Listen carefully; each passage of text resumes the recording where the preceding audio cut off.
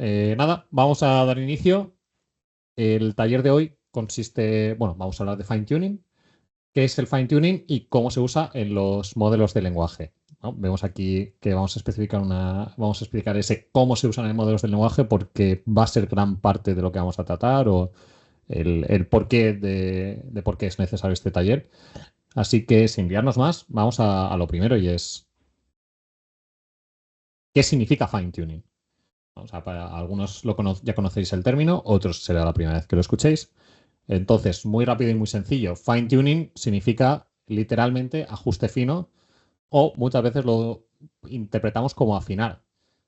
Eh, ¿por qué explico esto? Bueno, siempre me gusta introducir una regla de traducción también al castellano, porque muchas veces utilizamos términos en inglés sin saber lo que significan directamente, y en este caso fine tuning es algo que es muy fácilmente interpretable y que probablemente ajuste fino, conforme vayamos viendo las siguientes diapositivas, lo asociéis a esto. Mejor que si simplemente fine tuning es una palabra nueva, ¿no? Es muchas veces en estas cosas mejor traducirlo a la lengua materna de uno. Vale, entonces, ¿a qué llamamos habitualmente fine tuning? Vale. Al fine tuning habitualmente lo llamamos al proceso de coger una red neuronal, ¿vale? Estamos hablando de deep learning en concreto, redes neuronales. Cogemos una red neuronal ya entrenada, es decir, que ya ha sido entrenada para una tarea, con unos datos, para hacer cualquier tarea distinta. Ojo, ahora mismo no estamos hablando solo de modelos de lenguaje, estoy hablando de cualquier red neuronal. Red neuronal para predecir el precio de las casas, para predecir cualquier cosa, para las redes neuronales de visión, o sea, todas en general, ¿vale? Estoy hablando en concepto genérico. Entonces, cuando una red neuronal ya entrenada queremos ajustarla para una tarea nueva o con unos datos distintos, el proceso que se utiliza o que se inventó, que se creó para resolver esto, se llama fine tuning, este ajuste fino. ¿Vale? Entonces estamos ajustando o afinando el modelo para una tarea o un dataset concreto. Las claves de esto, en contraposición con métodos que os sonarán que utilizamos para hacer cosas como modelos de lenguaje, en concreto, como el prompting, el RAG u otros de ese estilo, el fine-tuning modifica la red neuronal en sí misma, es decir, modifica los parámetros y sus pesos. Es decir, toca las cosas de dentro para que salgan resultados distintos. Tanto el prompting como el RAG, en este caso, simplemente a través de los datos que le introducimos más o menos datos y le decimos cómo queremos que se comporte. Pero las partes de dentro no las tocamos. Es decir, su comportamiento es el mismo, simplemente le indicamos de alguna forma, de algunos métodos, cómo modificarlo. En este caso no, esta aproximación es totalmente distinta. Nos estamos metiendo a la parte técnica, ¿no? Al núcleo de la red neuronal. Clave que entendamos que esto es un proceso de post-entrenamiento. Cogemos redes neuronales preentrenadas, muy clave esta palabra, y las ajustamos, ¿no? El grafiquito este que pongo en pantalla es muy ilustrativo para entender lo que está pasando. Incido un poquito más en esto porque es muy importante. ¿No? La base es para que nos entendamos en el campo de juego en el que estamos jugando para esto y las normas establecidas. Vale, avanzamos una diapositiva más. Y lo primero, en la era pre-LLMs, esto lo utilizaré como terminología no estándar, pero bueno, antes de que se inventaran los LLMs o de que fuesen muy populares, es decir, pre-2022, pre-2021, más o menos en cronología hablando, a lo que nos referíamos cuando hablábamos de fine-tuning era concretamente a dos cosas. Uno, el full fine-tuning, que llamamos, que es coger toda la red neuronal, es decir, ahí en la imagen veis una red neuronal, la más clásica, la primera que se inventó, que es el Multilayer Perceptron, que es una red neuronal muy estándar, muy homogénea, en este caso bastante densa, ¿no? Porque tiene varias capas y muchas neuronas. Entonces cogemos todas las capas de neuronas y a través de un nuevo proceso de entrenamiento las volvemos a modificar. Modificamos sus pesos, cambiamos sus parámetros internos y la red se reentrena con esta nueva información que le estamos dando. A lo que habitualmente, esto era el fine tuning, a lo que habitualmente se llamaba fine tuning, cuando solo decías fine tuning, es decir, una conversación casual con otra persona que se dedicase en la materia y demás, al fine tuning habitualmente lo llamamos a congelar a congelar todas las primeras capas de una red neuronal, es decir, si tenemos 10 capas, por ejemplo, congelar las 8 primeras y las dos últimas reentrenarlas, es decir, hacer el mismo proceso de entrenamiento, pero solo actualizamos los parámetros y los pesos, solo tocamos esas últimas capas de parámetros. ¿Por qué? Porque generalmente en una red neuronal, conforme avanzamos en las capas, se van desarrollando de tareas de más abstractas a menos abstractas. Entonces, para ajustar a un dataset más específico, a una tarea muy específica, son justo las últimas capas de una red neuronal las que se suelen encargar de estas tareas. Entonces, habitualmente no hacía falta reentrenarlo todo. De hecho, funcionaba mejor si no tocabas las primeras capas y tocabas solo las últimas. Esto es una regla general, una thumb rule, una regla de mnemotécnica.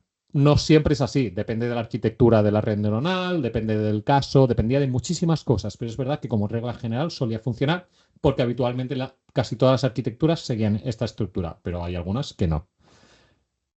Entonces, ¿a qué llamamos fine-tuning en la era de los LLMs? Es decir, en la que estamos ahora, que se inició un poco a partir de 2021, a finales de 2022. Pues al fine-tuning, para ello primero quiero distinguir entre lo que es el pre-training y el post-training. El pre-training en los LLMs, que lo hemos mencionado antes en general, pero en concreto en los LLMs le llamamos a la tarea de resolver cuál es el próximo token. Esta frase creo que la hemos repetido en absolutamente todos los workshops que llevamos de LLMs, ¿vale? Entonces, creo que ya lo tenéis bastante claro. Pero lo repaso una vez más porque es súper importante. Es la base de los LLMs. Los LLMs lo que hacen es predecir el próximo token. Podemos simplificarlo y decir predicción de la próxima palabra, ¿no? Que es casi lo mismo. En el caso de Diverger es pues el siguiente token sería empresa. Y nuestra tarea es encargarnos de entrenar la red neuronal para que en esa sucesión de 3 tokens, Diverger es el siguiente token o siguiente palabra que prediga sea empresa. En fine-tuning la tarea cambia. El proceso de entrenamiento cambia. A pesar de que por dentro estamos utilizando pues cómo funciona la red neuronal interna exactamente igual que con el entrenamiento, lo que hacemos es, en lugar de predecir el siguiente token, predecimos grupos de tokens. En este caso, lo que solimos llamar fine-tuning en redes neuronales es el instruction tuning, ajuste de instrucciones, que básicamente cogemos pares de preguntas y respuestas, más o menos, puede ser un poco varía un poquito, pero luego lo veremos en los ejemplos, pero fundamentalmente son pares de question answer, de pregunta-respuesta. En este caso podemos hacer ¿qué es Diverger? Y la respuesta es Diverger es una empresa de tecnología que integra IA generativa, ¿no? Y eso es el bucle de entrenamiento de la tarea de fine-tuning, que es muy distinta a cómo se haría en el entrenamiento, ¿no? En el entrenamiento no sería así, sino que entrenarías Diverger es una empresa y luego Diverger es una empresa de tecnología. Irías poco a poco construyendo. En este caso, todo de golpe y hacemos el entrenamiento de este ejemplo concreto. Esa es la diferencia fundamental en los LLMs de esta particularidad de que es el preentrenamiento y que es el postentrenamiento o fine-tuning. Todo esto, la terminología preentrenamiento y postentrenamiento es una cuestión casi estándar de cómo se ha definido aquí en los modelos de lenguaje. Sé que puede parecer no muy intuitiva porque a lo que normalmente antes llamábamos entrenamiento, aquí es estrictamente el preentrenamiento.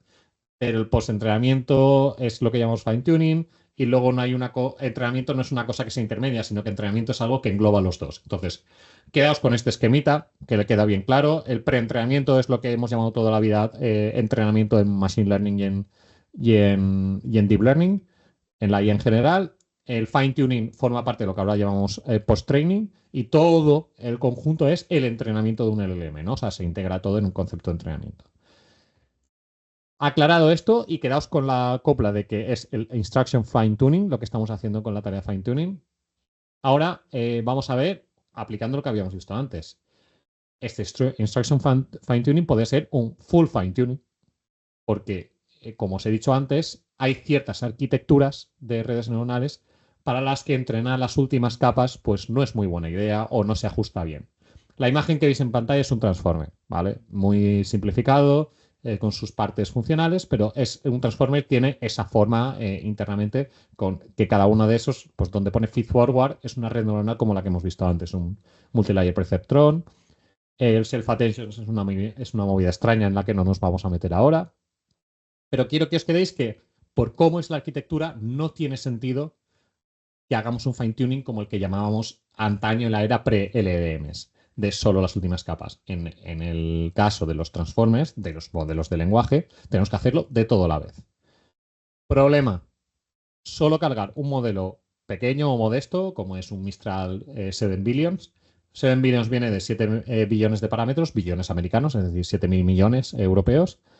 Ya requiere unos 26 gigabytes de memoria en GPU. Importante que es en GPU o TPU o similar, ¿vale? Estos 26 gigabytes es solo para cargarlo, es decir, solo si quisiésemos hacer inferencias, si quisiésemos consultar el modelo.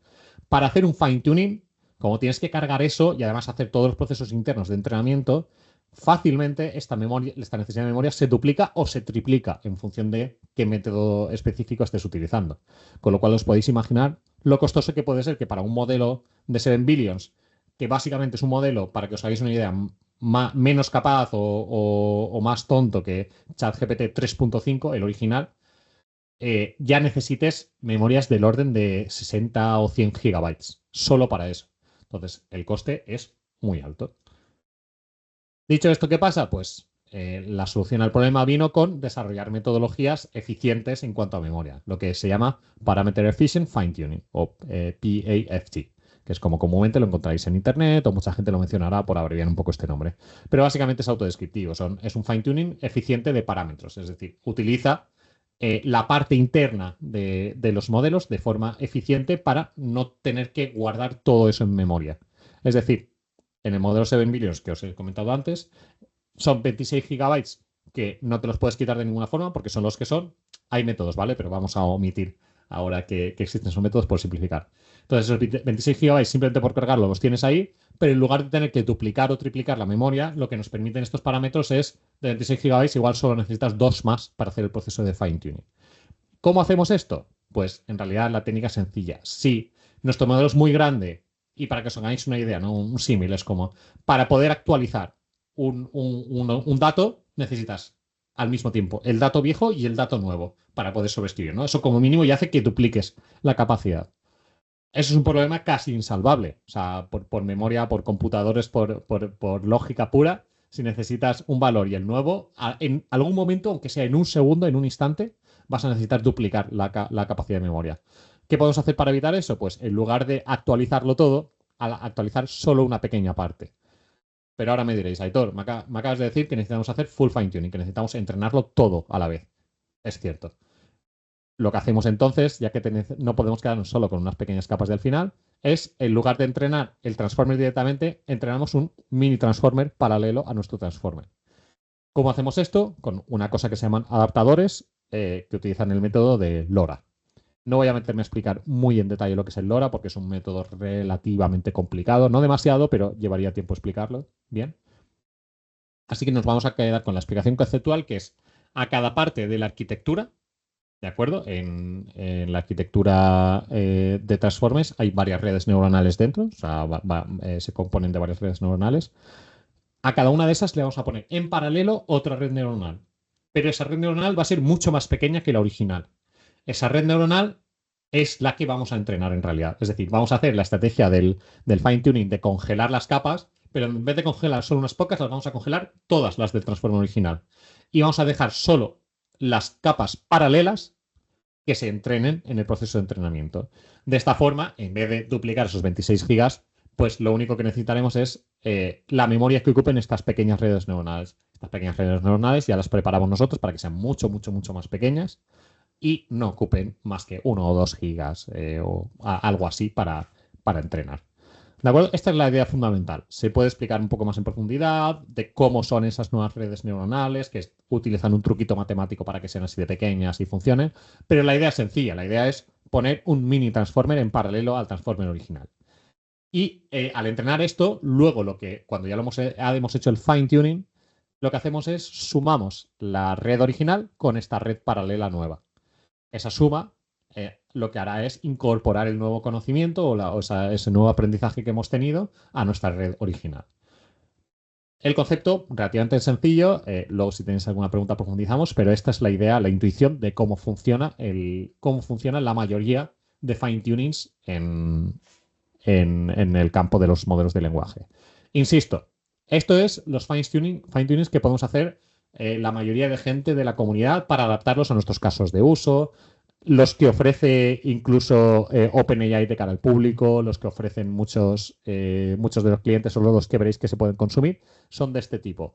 Sin embargo, los anteriores, es decir, este full fine tuning, no es que no se haga, sino que queda reservado para gente con muchos recursos o con problemas muy complejos. ¿Quiénes son estos? Pues básicamente los grandes laboratorios de IA. Es decir, no es que no se haga, sino que cuando se hace es por un buen motivo, ¿no? Es porque estás intentando resolver un problema muy, muy, muy complejo.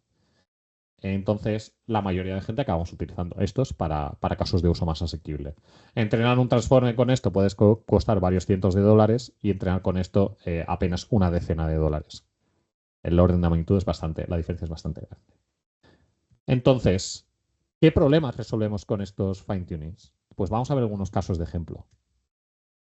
Primer caso de ejemplo, ajuste de tono o de estilo. Este lo habréis visto mencionar 1000 veces y si no, ya me encargo yo de deciroslo. El ajuste de tono de estilo es uno de los casos más usados de los fine-tunings. ¿Por qué? Pues porque no se resuelve del todo bien cuando es un caso complejo mediante otras técnicas como prompting simplemente.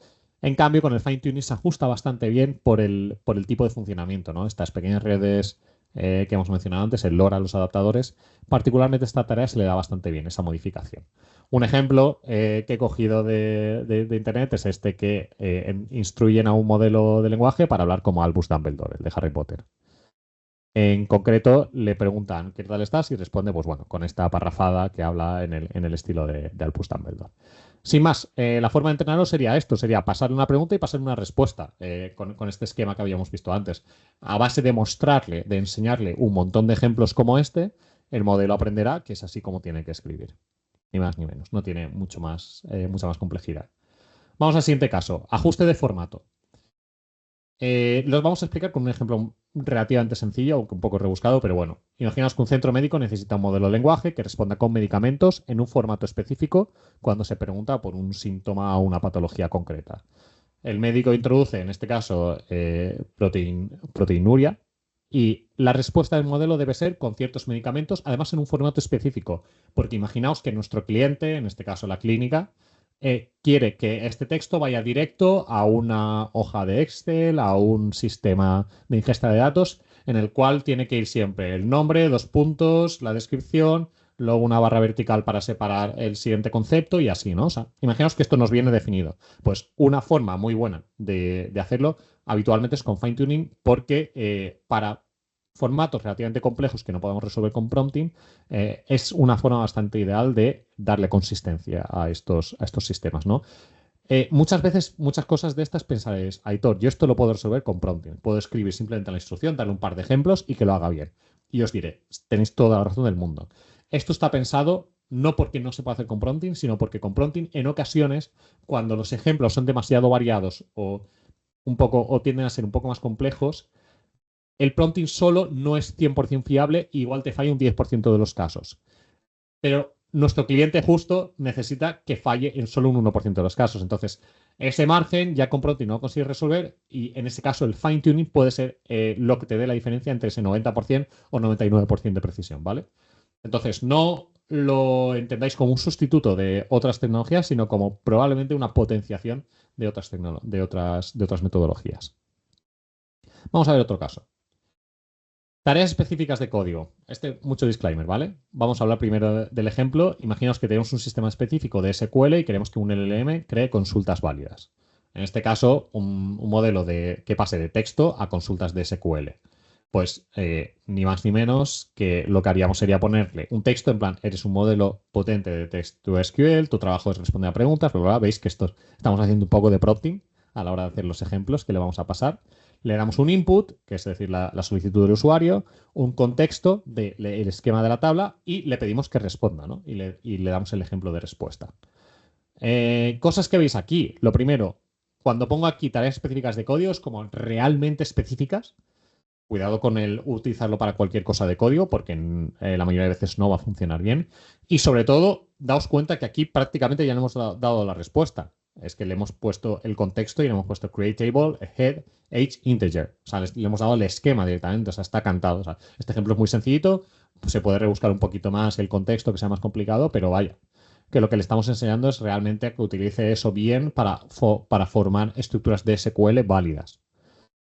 Entonces, igual que antes, esto mejora el prompting, porque realmente este prompting ya estaba antes, y probablemente si cogéis esta pregunta exactamente y se la pasáis a ChatGPT actual, os la vaya a responder bien. O sea, probablemente no, seguro, porque lo he probado yo antes. Pero es para otros casos, para bases de datos particulares, con nombres extraños, etcétera, ¿no? Para cuando se nos complica un poquito y para, como he dicho antes, aumentar de ese 90% al 99% muchas veces, ¿no? Esa última parte que es más complicada. Luego, otro caso que está muy relacionado con este, mejora de sistemas RAG. Una vez más, similar al caso de formato y formato de código, cuando nuestro sistema está funcionando bien, nosotros con prompting, con un sistema RAG, le estamos dando un contexto y está respondiendo a preguntas, funciona guay, pero el cliente nos dice, ya, pero es que en este caso justo me pasa que no funciona bien, es que este en concreto no tal, y son muy poquitos casos, pero claro, ya el cliente está diciéndote que esos pequeños casos son críticos para él y no funcionan. Entonces, ¿qué es lo que pasa? Que mediante fine tuning podemos enseñarle al modelo a básicamente obedecer mejor a esa estructura que le estamos dando de, por ejemplo, en el ejemplo que ponemos ahí, la información del contexto para responder al usuario se encuentra a continuación y lo pones en un bloque entre varias líneas, ¿verdad? Pues si hacemos eso y le pasamos bastantes ejemplos en el que se ha respondido exactamente con eso, el modelo entenderá que tú siempre le vas a pasar un contexto y que tiene que responder exclusivamente en el contexto. De hecho, hay sistemas avanzados aquí de fine-tuning en el que le pasan respuestas incorrectas y le entrenan para entender que eso es una respuesta incorrecta, ¿no? De forma que si responde con algo que no se ponía en el contexto, es negativo. Entonces desincentivan ese comportamiento.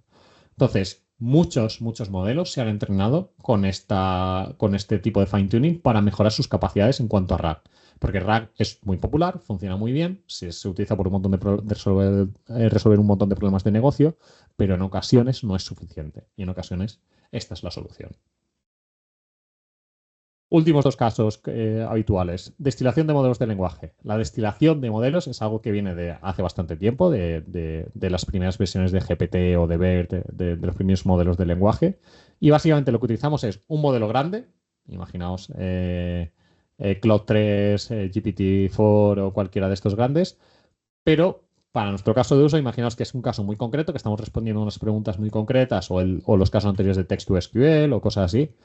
Y queremos, porque tenemos limitación ya sea de costes por parte del cliente, limitación de tiempo de respuesta porque nuestro modelo es lento, o estas dos combinadas con otras varias limitaciones, ¿no? Por cualquier limitación no podemos utilizar un modelo grande. Pues podemos hacer fine-tuning a un modelo pequeño, pero con preguntas creadas por ese modelo grande, preguntas y respuestas creadas por ese modelo grande para nuestra tarea en específico. Por así decirlo, el modelo grande sería un profesor, un teacher, y el modelo pequeño un estudiante, un student. Entonces, este esquema teacher-student es lo que habitualmente se le ha llamado a destilación de modelos, en este caso de grandes modelos de lenguaje, ¿no? De LLMs. Este esquema es bastante sencillo y lo que nos ayuda básicamente es ahorrar costes, ya sea en tiempo, en dinero o alguna otra de las variables que influyen a la hora de generar. Por último, el último caso de los casos que hemos resaltado aquí. Agentes para function calling. De hecho, el nombre es un poco genérico y diría simplemente function calling. La funcionalidad de function calling, para los que lo conozcáis y los que no, es cuando tú coges un modelo de lenguaje y le introduces, mediante toda la mayoría de APIs de modelos de lenguaje se puede hacer, le introduces una serie de funciones de código, es decir, de JavaScript, de Python o de lo que sea, una serie de funciones o de herramientas que con unos argumentos, es decir, los argumentos de entrada de esa función, la puedes utilizar para llamarla cuando necesitas algo. El ejemplo más clásico que se utiliza es: imaginaos que tengo una función que es obtener el tiempo que está haciendo en una ubicación, en una fecha concreta, ¿no? Entonces, si yo le doy esa herramienta al modelo, cuando yo le pregunte, oye, ¿qué tiempo hace en Coruña o qué tiempo va a hacer mañana en Coruña a las 5 de la tarde? Pues utilizará esta función será una función de Python, de JavaScript o de lo que sea, que consultará un servicio de climatología y me devolverá el resultado. Pero sabe cómo utilizarlo, ¿no? Un poco de la forma en la que se ilustra en ese ejemplo. Esas funciones que veis, todos los modelos han recibido un proceso de fine-tuning para enseñarles a que use eso, a que use esas funciones, porque por detrás realmente lo que está haciendo es crear un JSON o algún formato similar como el que veis en pantalla, ¿no? Pone la palabra función, dos puntos, el JSON, el nombre de la función y los argumentos a utilizar, ¿no? Y los inputs. Así es como funcionan la mayoría o cómo han funcionado, ¿no? De hecho, uno de los saltos de GPT 3.5 a GPT 4 fue justo esto, ¿no? O sea, un entrenamiento posterior, este post-entrenamiento, este fine-tuning, que le hicieron para que funcionase, para que hiciese function calling o uso de herramientas. Entonces, reglas generales, ¿vale? Hemos visto unos casos de uso comunes, pero ¿cuál es la regla general para usar el fine-tuning modelos de lenguaje? Pues en palabras del propio OpenAI, en su documentación oficial, lo que te dicen es que la regla general es guiarte por el show, not tell. Que en castellano yo traduciría algo así como muestra el cómo, no expliques el qué. ¿Por qué es importante esto? Porque todos los ejemplos que habéis visto le hemos mostrado cómo hacer algo, pero no le hemos dicho qué tiene que hacer, ¿no? O sea, se lo hemos mostrado en todo momento. Y es que esto es lo que funciona con el fine-tuning y la gran diferencia con la fase de preentrenamiento. En la fase de preentrenamiento te puedes permitir enseñarle el qué, con muchos matices, ¿vale? Pero te puedes permitir enseñarle el qué. Pero en la fase de fine-tuning, si intentas hacer algo que responda a la pregunta del qué, no va a funcionar bien. Y aquí viene el mayor de los errores y el más habitual cometido cuando la gente que desarrollamos modelos de lenguaje intentamos hacer fine-tunings con ciertos modelos. Y es que venimos con una mentalidad que antes sí que se podía o te podías permitir responder a esta pregunta del qué o podías confundir un poquito, pero con el LMS no funciona. Y es que lo intentamos enseñarle nueva información que el modelo no tiene por cualquier motivo. Imaginaos que tenemos un repositorio de código privado o nuestros datos internos de la empresa. Intentamos enseñárselos al modelo con un fine-tuning y le estamos enseñando el qué. Pues esto no va a funcionar bien, no por la estructura, por la arquitectura del modelo y del fine-tuning. Y por esto es relativamente complicado de explicar a bajo nivel del por qué no funciona, pero por los motivos que hemos visto antes, no tiende a funcionar. Y aquí ha habido un montón de gente intentándolo y no funcionando y no obteniendo buenos resultados, sencillamente. Para enseñar nuevos datos, nuevo conocimiento factual, que solemos llamar a esto, ¿no? O sea, son hechos, son cosas que quieres consultar. Es decir, enseñar la información de un modelo de quién es el CEO de Diverger es mucho mejor mediante RAG o con el Continual Pre-Training, no quiero meterme mucho con esto, pero con otros métodos que con fine-tune. ¿Vale? Datos que son hechos. Datos que responden a la pregunta de qué antes que a la pregunta de cómo. Entonces, quedaos con esta frase, con este resumen, que es bastante útil como regla mnemotécnica para responder a cuándo sí utilizar o cuándo no utilizar el método fine-tuning. Dicho esto, ¿cuándo utilizar fine-tuning en modelos de lenguaje? Pues una regla muy sencillita. El último. El fine-tuning siempre es la última opción. Como hemos visto, entrenar un modelo, o sea, hacer este post-entrenamiento de fine-tuning es lento, caro y técnicamente muy complejo. Es decir, no solo hay que hacer todo ese dataset que va a requerir esfuerzo, ya sea de personas escribiendo a mano o pidiéndoselo a otro modelo de lenguaje que te lo escriba, estructurándolo correctamente. Y todo ese proceso va a tardar tiempo. Luego entrenar el modelo es más caro o más barato, dependiendo del método utilizado, como os comentado antes. Pero además, que el proceso técnico de fine-tuning funcione no es ninguna garantía. O sea, tú no puedes coger una librería y decir, vale, clico aquí, hago fine-tuning y funciona. No. Hay que tocar parámetros internos dependiendo del hardware que tengas, dependiendo del dataset, dependiendo de muchas cosas, que hay que meterse profundamente en las redes neuronales para que funcione bien. Y esto es un conocimiento que es difícil de adquirir, es muy específico y cuesta. Honestamente, cuesta bastante hacer que funcione bien. Por eso, antes, o sea, a muchas personas, por inercia de la época pre-EMS, tiramos a intentar hacer fine-tuning, pero realmente en el caso de modos lenguaje es casi el último de las soluciones recomendadas o que queremos probar para solucionar nuestro problema en concreto. Dicho esto, os dejo aquí unas cuantas referencias. Esto es básicamente para que lo podáis consultar a posteriori. En concreto os dejo los casos de uso comunes de OpenAI y de Mistral, que están relativamente bien documentados y son bastante ilustrativos. Y también os dejo la explicación oficial del Parent Efficient Fine Tuning de la librería de Hugging Face, que es la oficial, donde explica no solo el método de adaptadores que os he contado yo, sino alguno más que existe. y por si queréis indagar un poco más técnicamente, pero esta última sí que es documentación bastante técnica. En cambio, la de Mistral y OpenAI sí que la recomiendo que la consultéis bastante porque es todo el lenguaje muy natural, muy para todo el mundo y ayuda bastante como guía para saber cuándo utilizarlo, ¿no? Gran parte de lo que habéis visto está basado en esa documentación. Y nada más, como os había dicho, iba a ser bastante ligero. Gracias a todos los que habéis asistido, a pesar de las horas, de ser ya verano y de todo. Y dejo micro abierto para que me preguntéis todo lo que queráis, porque sí que sé que esta presentación está bastante condensada, la información. He omitido muchísimas cosas porque profundizar en el campo del fine-tuning es complejo, ya técnicamente tiene muchas particularidades y no quería poner esto demasiado técnico, quería que quedase una imagen general de cuándo usar fine-tuning, por qué sí, por qué no, sobre todo, ¿no? Y qué es el fine-tuning, porque hay muchísima confusión en qué es o a qué llamamos fine-tuning. Según a quien le preguntes, incluso en distintas comunidades, en la comunidad anglosajona, en otras comunidades, fine-tuning cada uno llama una cosa por estas particularidades que os he comentado en las primeras diapositivas. Y creo que esta presentación, a pesar de lo escueta que es bastante útil como para tenerla a mano, para aclararse de, vale, esto es esto, esto es esto, esto es esto, ¿no? De tener claro. Así que nada, dejo micro abierto para que preguntéis lo que queráis.